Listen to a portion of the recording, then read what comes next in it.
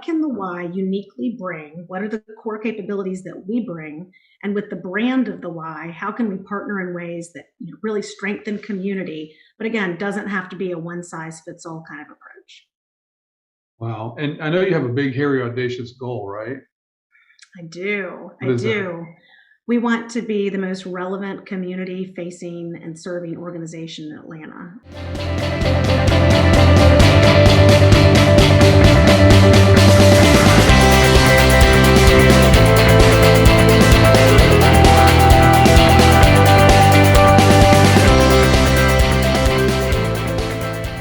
Hello, everyone. John Fenton here, the CEO Sensei, and I'm so honored to have as my guest today, Lauren Koontz. Lauren, welcome.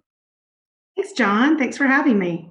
It's so great to have you. And Lauren is the CEO, the president and CEO of the YMCA, and really an amazing leader. And she's going to share a bit today about the why, what the why does, and also her path to leadership. And obviously, she became the CEO in the middle of 2019.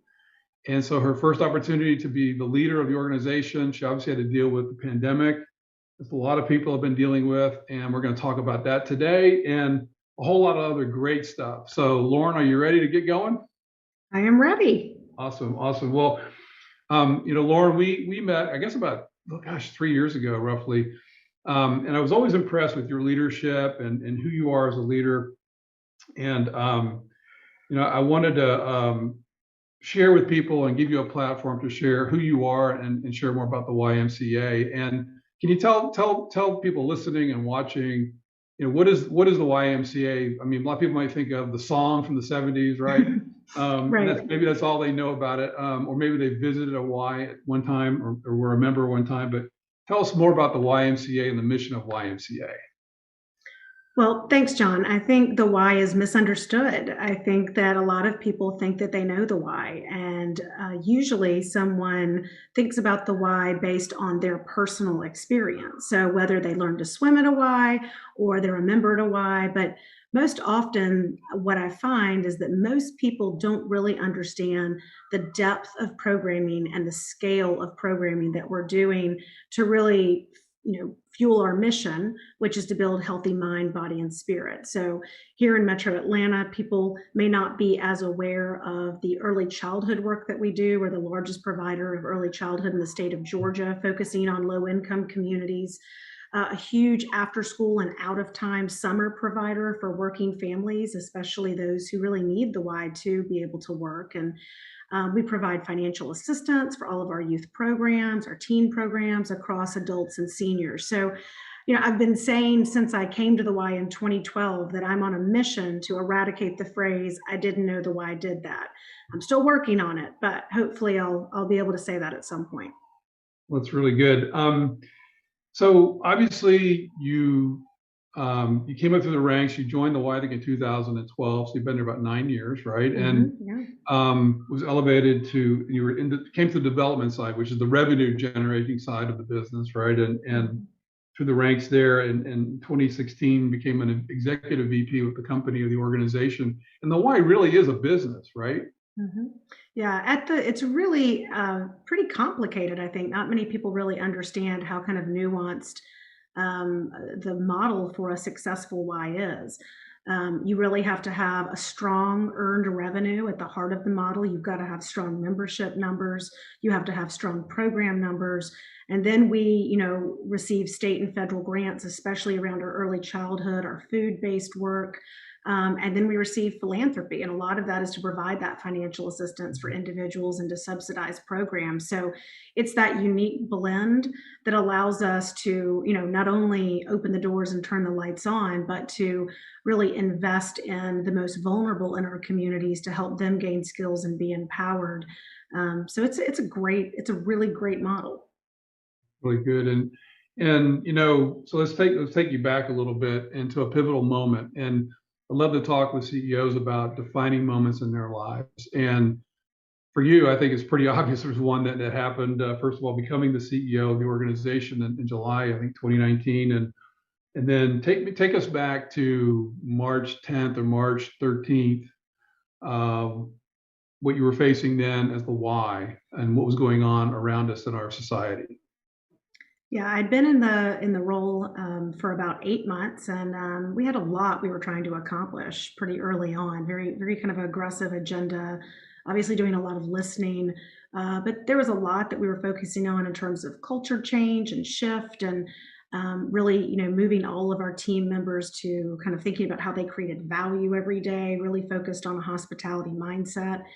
And so we were running pretty hard and fast from the get go. But March 10th was a Tuesday, and that was the first day that we had a cross functional kind of COVID, uh, response Mhm. team put into place. So it was really about crisis management, and we were asking ourselves two critical questions that day. One, what would we do if COVID forced our facilities to close, our programs to stop? Because at that point, we had no idea if that was the case, or it would be the case. And the second question was based on who we are as an organization and our unique capabilities.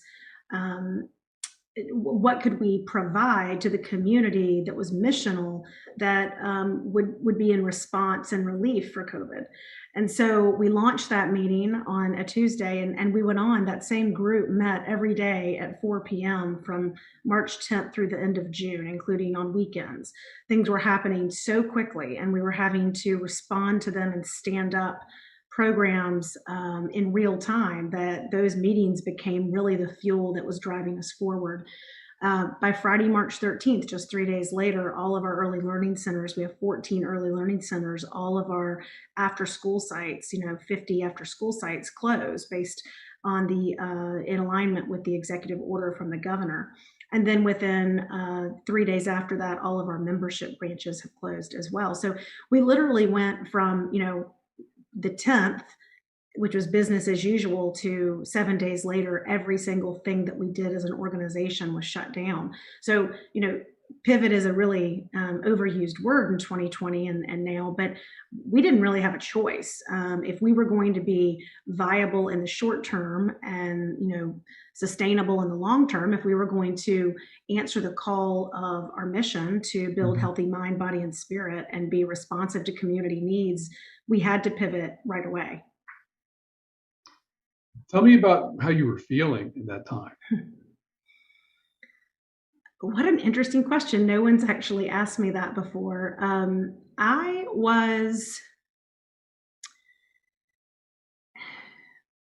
well, I would say it was really interesting because it was almost like going to battle overnight. You had to get um, very tough very quickly. My overarching thought was always that I am a steward of an organization here in Atlanta that's been doing great work for more than 160 years.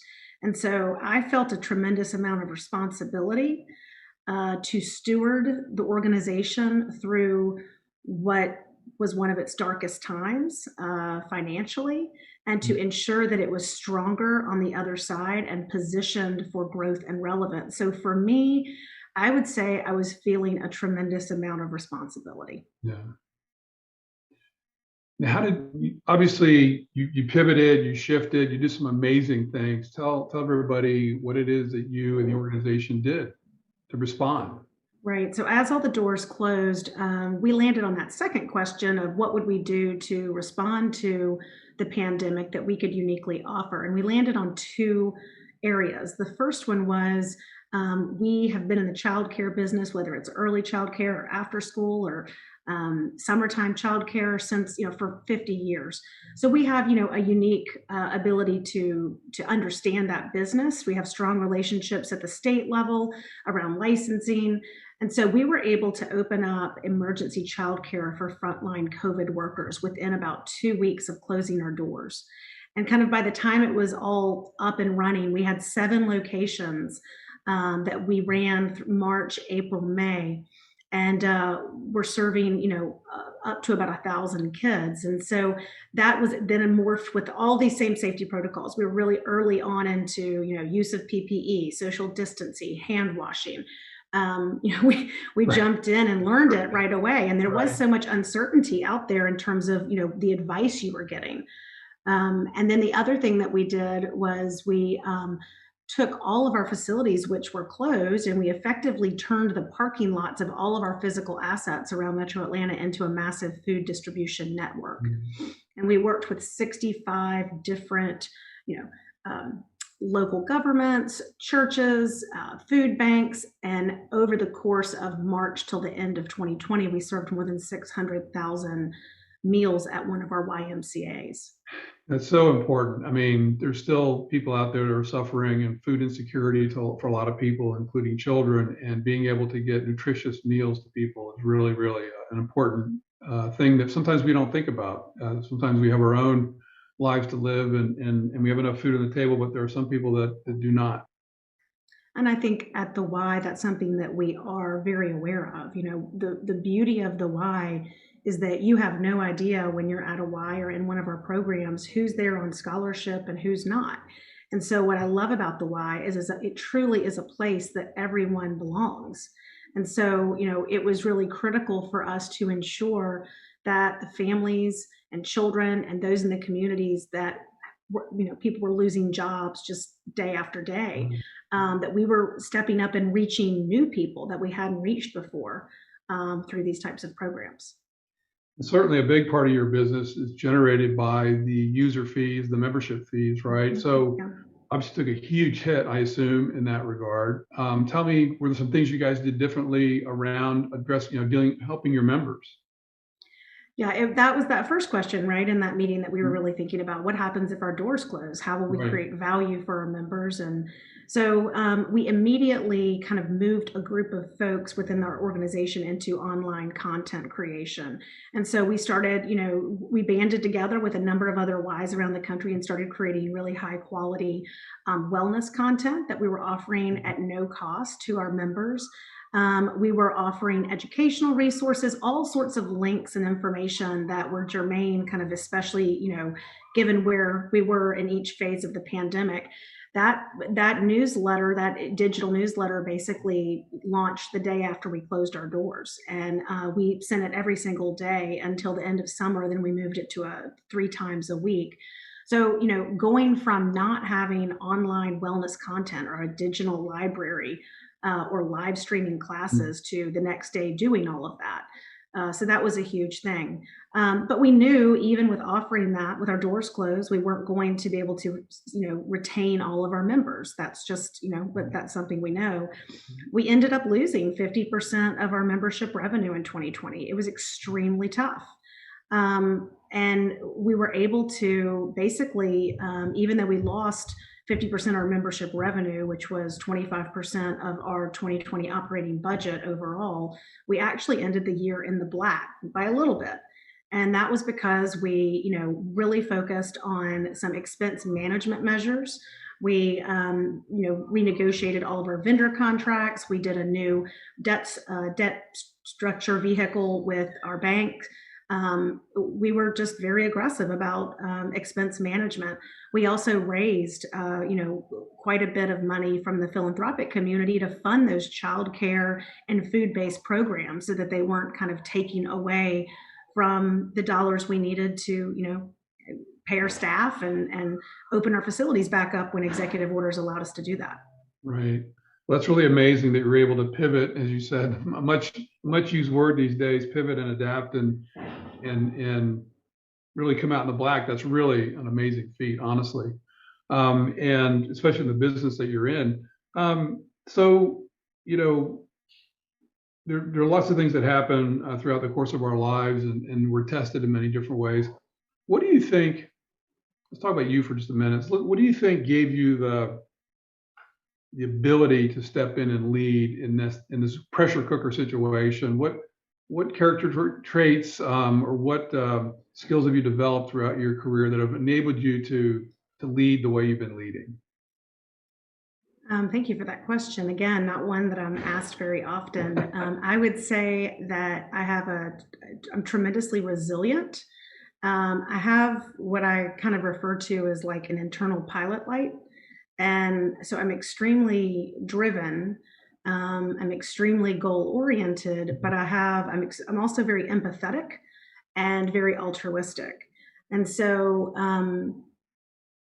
you know, even if that pilot light kind of internally goes out for a little bit, it restarts automatically. There is a kind of this desire within me um, to really, make community better and to leave this organization stronger as a part of my time here. So I think there's grit, there's resilience. You have to have a good sense of humor. You have to be able to navigate. I'm fairly intense, I think folks would say, but a lot of that is just based on kind of how driven I am on behalf of the organization. I mean, you touched on it a little bit. So tell me about legacy going forward now. And there's a lot more to talk about today, but where do you see the Y going, and what's the legacy you want to leave behind when your time with the Y is over? So I think that I kind of jokingly say that when Jane Fonda put on a leotard and leg warmers, the whole kind of feel of the why changed, right? I mean, our mission to build healthy mind, body, and spirit, that's fundamentally the mission of the organization for the last 160 plus years. So before that, we were pretty balanced from a mind, body, spirit programming approach.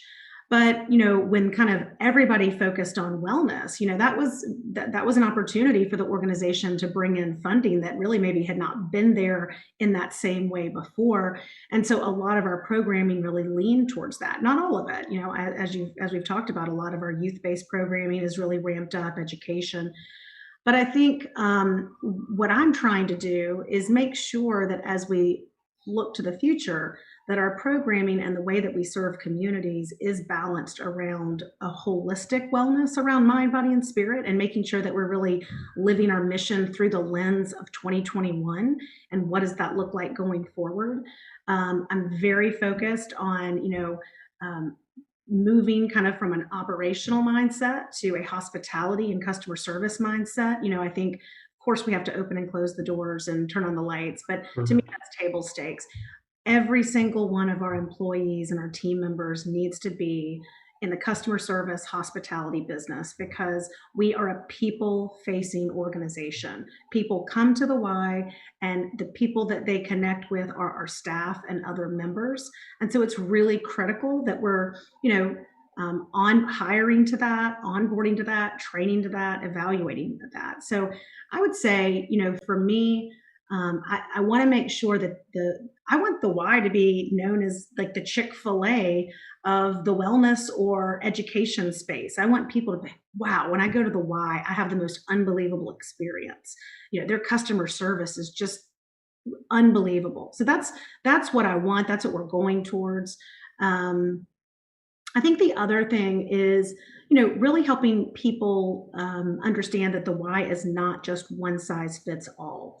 If we're going to continue to be relevant as an organization, we have to figure out ways that we create models in partnership with, other entities, whether that's a city or a county or with another nonprofit partner or with a corporate partner. We've got to create models that allow us to get beyond our current facilities.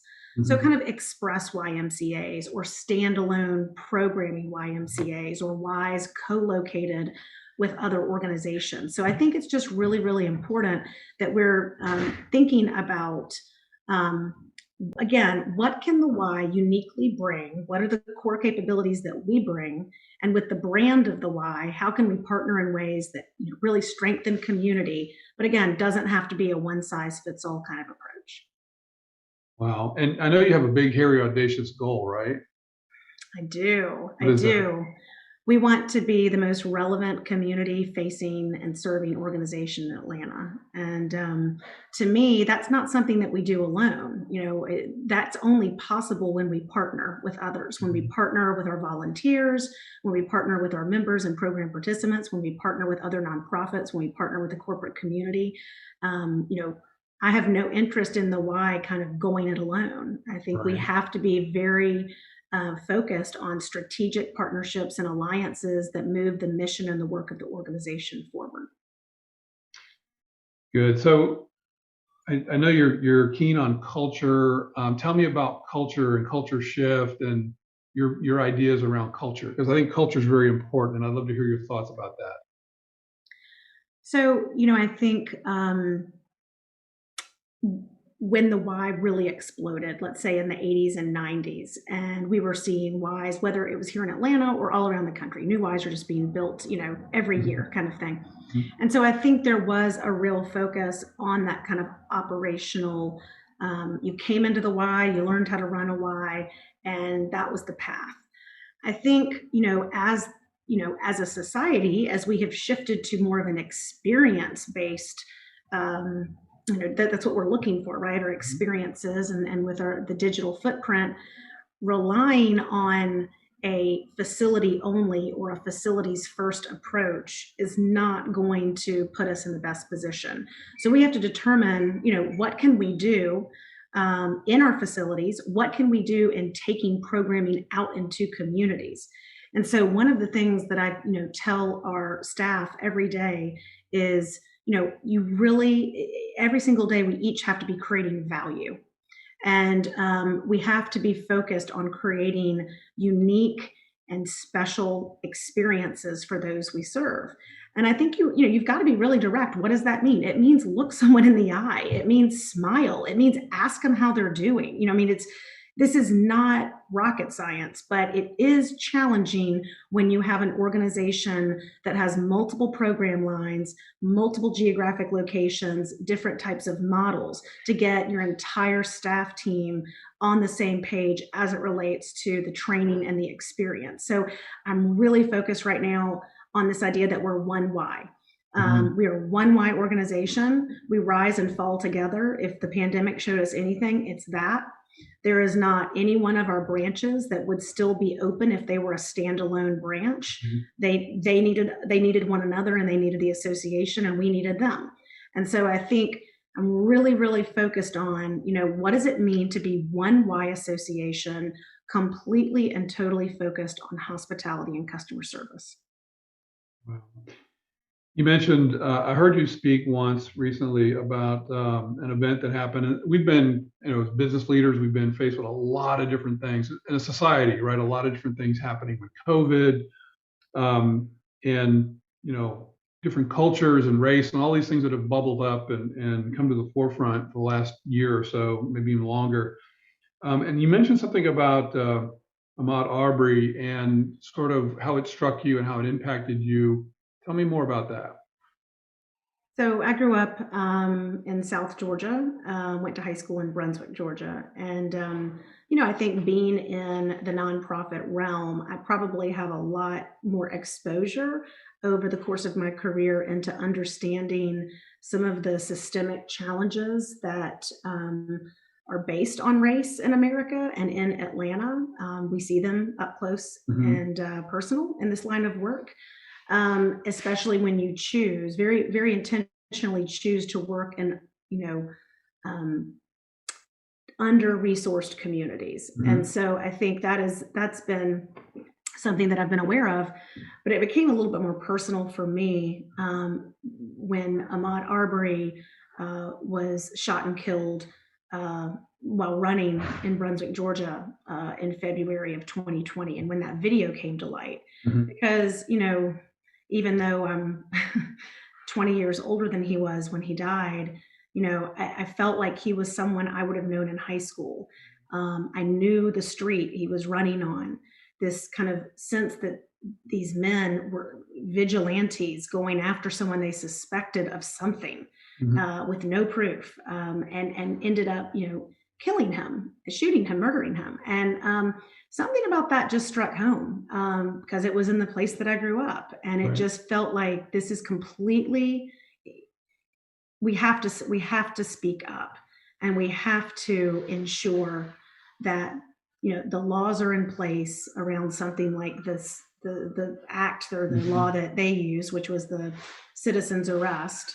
You just have to make sure that we are actually reflecting what's happening in communities right now, and understanding that in a deeper way. And I do think the why plays a tremendous role in creating equitable opportunities and experiences, especially for kids who may not have access otherwise. And so for me, at the end of the day, I want every single child in Metro Atlanta to have the same opportunities to own their own future, regardless of their zip code or their socioeconomic status or the home that they come from. So the Y and other youth serving organizations are critical in to step in and provide access and opportunity. It's so important. It's so important. That's a wonderful aspiration and goal for your organization. Moving forward, issues and opportunities. What do you see happening the next few months or in the next year, and where the Y is positioned to capitalize and move forward on those opportunities? Well, believe it or not, we actually wrote and adopted a new strategic plan over the course of 2020. We had done a lot of the qualitative and quantitative data and research back in the fall of 2019, and we were about to begin writing the plan when the pandemic hit. And so we kind of put it to the side and came back to it in June. And that really was a blessing in disguise because we were able to come back and write the plan. The data all still, it was pressure tested and it still stood. It was still really relevant and accurate. But we were able to write the plan both with being fully informed by the pandemic and also fully informed about what we were seeing in terms of heightened racial awareness and social injustice. And so, it's a very authentic, very real plan.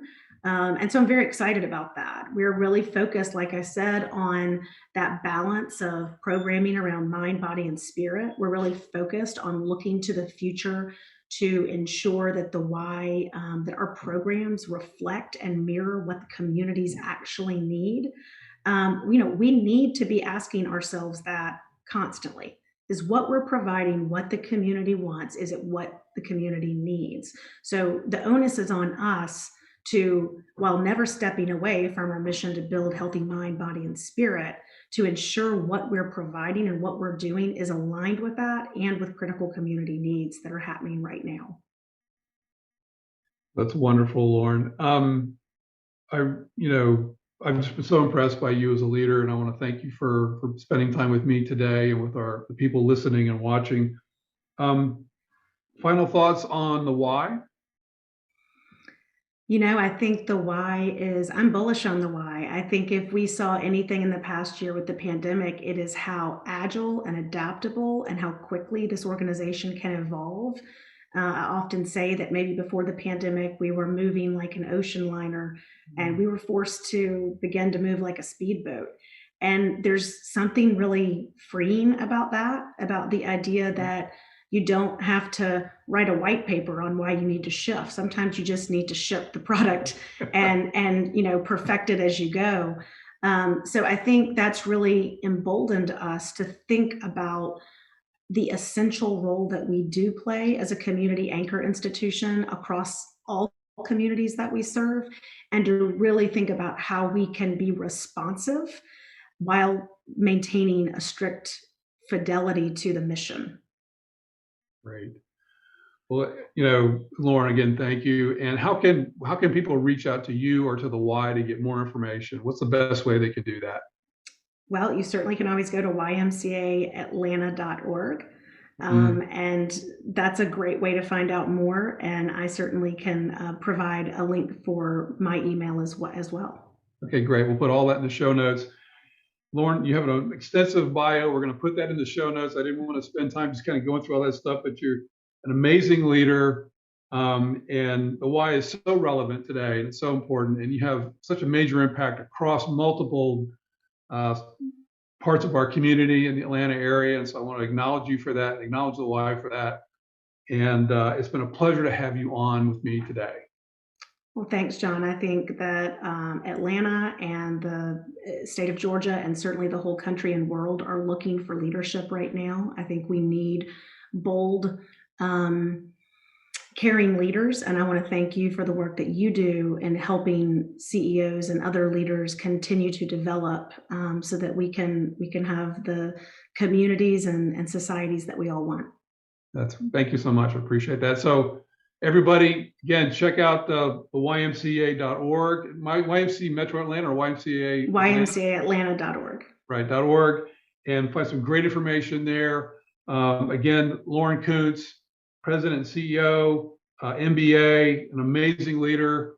And thank you all for listening and watching today. Signing out is John Fenton here, the CEO Sensei. Until next time.